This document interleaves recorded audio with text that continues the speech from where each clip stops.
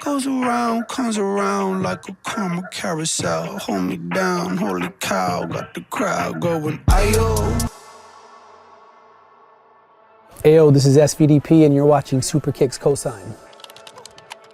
I'm SVDP, I'm an artist from Toronto, Ontario. I was born in Jaffna, Sri Lanka. I would consider myself a creator, rapper, director, designer, and just building my world. I've been building my world ever since I can remember. That's kind of what I'm always trying to facilitate through my music, through my art, and just giving people this experience that I've always had in my head, you know, as a child. I think I've always just been a creative generally. I'm the youngest of 5 boys, and I just always remember being by myself and always trying to like create, whether it's making music or trying to make music, drawing, writing, whatever it was. I was trying to like keep myself occupied through creativity, and I think that just evolved into music and visual art as well. But I would say that visual art came more naturally to me, and music is something that I kind of like developed later in life. Like the first time I saw artists like, you know, LL Cool J or KRS-One, I was like, what the fuck is this? You know, I was blown away and I couldn't comprehend it. I was too young to like understand what they were talking about, but it was the first time on like television I would see something that I would like, okay, everything doesn't have to be like just white people and white artists. It was like, this is something different for me, you know? So I immediately connected with that. It was only later until I discovered artists like Outkast that made me want to write. So like all in high school, I was, you know, just battle rapping. And then when I heard Aquemini, that was the album that I was like, wow, like just the poetry of this album is incredible. And I remember listening to Aquemini and then trying to write my first raps. And I was so fucking confused because it sounded like shit. Because I didn't understand, because I'm like, oh, they're just putting words together. It can't be that difficult. And then when I wrote it, I'm like, why doesn't, I was so frustrated of why my raps didn't sound as good as Andre 3000's, because I didn't comprehend like, you know, just the skill set in terms of putting the sentence together, because they made it seem so easy. And then ever since then, I'm like, okay, I just had to like work at it.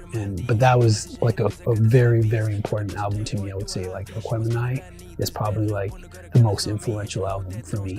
Yeah. Well, I'm stealing Andre 3000, Andre 3000, Pharaoh Monch, Big Pun, DMX, Hieroglyphics, Living Legends, Dungeon Family, CeeLo, Corrupt. Those are like the guys that like shaped my sound, you know? Man, I think India's having a renaissance right now. It feels like the late 90s, yeah, of like when we were experiencing that, you know, in the States and seeing what they were doing. I feel like that's what's happening. At the same time, like you're now seeing how it's also being exploited as an art form. You're seeing all these companies like, oh yeah, like rap is cool now. Which might be good for like the artists to just get their bag, but I feel like, you know, it's important culturally to keep your head straight and, you know, focus on what's important. Sneaker memory, man. Yo, when I was in grade 6, you remember the Adidas Gazelles, them joints? I was so excited. I just remember I was begging my parents. I'm like, you gotta cop me these, like for back to school, because I don't know if it's like that here, but the first day of school you gotta show up fly. So like you would save up everything you had for summer, and then the first day you gotta just swag on them. And I did it. I saved up for months for the first day, got my Gazelles or blue Gazelles, and then I had them for a week. I remember I don't know what, oh yeah, because a bunch of kids always used to come to my crib to play basketball. Like the whole neighborhood would come. And then that weekend, my Gazelles were gone. And I'm like, damn, I'm like, someone stole my Gazelles. And then on Monday, I saw the fucking kid that stole my Gazelles, but he was like 3 times my size. And I just had to sit in the corner just watching this kid rocking my Gazelles, and I couldn't do shit. It was heartbreaking, man. It was heartbreaking. That was fashion-wise. Man, for me, the way I look at like fashion is very much how I like collaborate with artists in music. It's always you know, I love watching independent designers just make really cool new shit.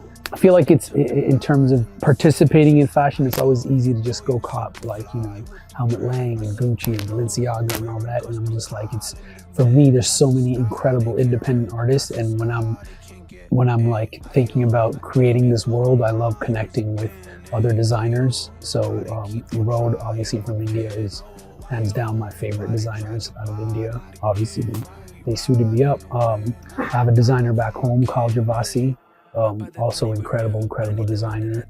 I'm wearing Zanjeev sweater, scarf right now, but all just incredible independent designers that I think can compete on a global level.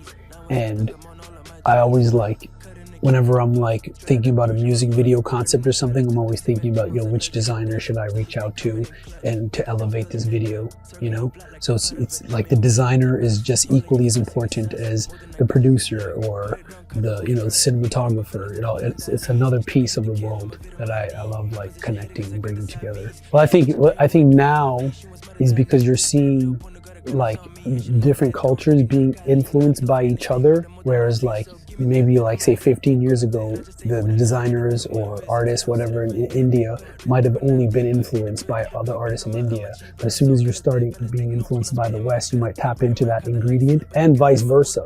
Like even musically, remember when Timbaland was just sampling all Indian sounds, like that made his production stand out in the West. So now if somebody from here is tapping into the, like sounds from like, I don't know, the Bay Area, they're going to stand out here, you know? So I think that like cultural exchange, as long as you're doing it tastefully and respectfully, like a lot of dope shit can come out of that.